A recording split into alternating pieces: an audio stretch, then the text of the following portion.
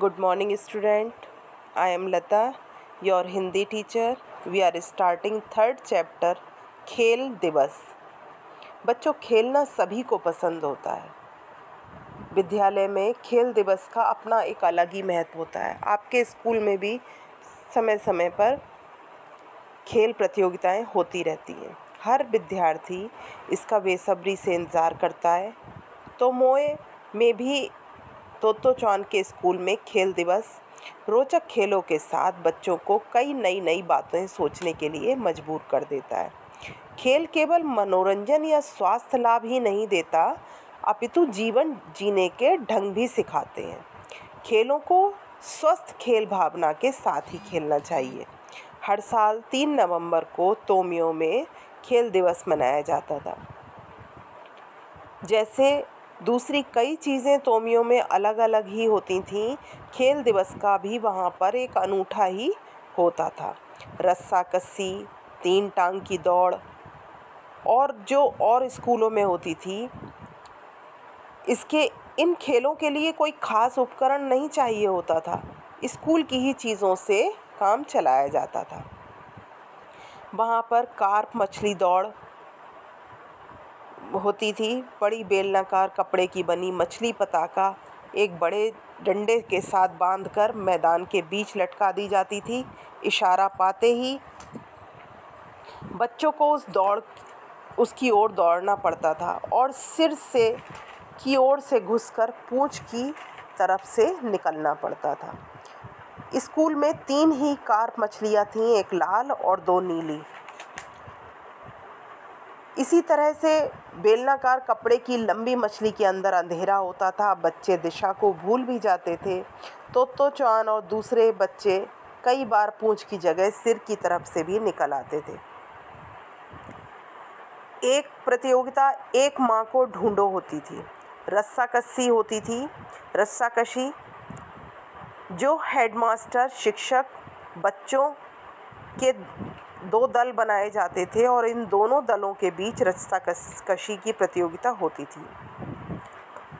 यासुकी चान, एक जो विकलांग बच्चा है, रस्साकशी के बीच बंधे रुमाल पर नज़र रखकर हार जीत का निर्णय करता था। एक अर्ध चक्राकार सीढ़ियों के ऊपर जो प्रतियोगिता होती थी, इसको दूर से देखने पर इस रिले दौड़ का दृश्य कैल्डियोस्कोप से बनी बिगड़ती सुंदर आकृति सा लगता था। खेल दिवस पर सबसे ज़्यादा गर्व की बात ताकाहाशी के लिए थी। ताकाहाशी एक बौना है, उसके नन्हे नन्हे हाथ पैर हैं, फिर भी वह हर दौड़ में प्रथम आता था। उसमें हेडमास्टर साहब कुछ ना कुछ बच्चों को इनाम भी देते थे, लेकिन उनके इनाम का स्वरूप भी बदला हुआ होता था। आमतौर पर बच्चों को इनाम में पेंसिल, रबर, कॉपी, कटर, ये सारी चीज़ें इनाम में दी जाती थी, लेकिन वहाँ पर इनाम में बच्चों को कुछ अलग ही चीज़ें दी जाती थी, जैसे कि सब्जी, एक बड़ी मूली की गड्डी, 2 कंद, इस तरह की चीज़ें इनाम में दी जाती थी। कुछ बच्चे इन चीज़ों को पाकर खुश नहीं होते थे और वो सब्जियां पाकर सब्जियों की अपेक्षा और चीज़ों को पाने में ज़्यादा इंटरेस्टेड रहते थे।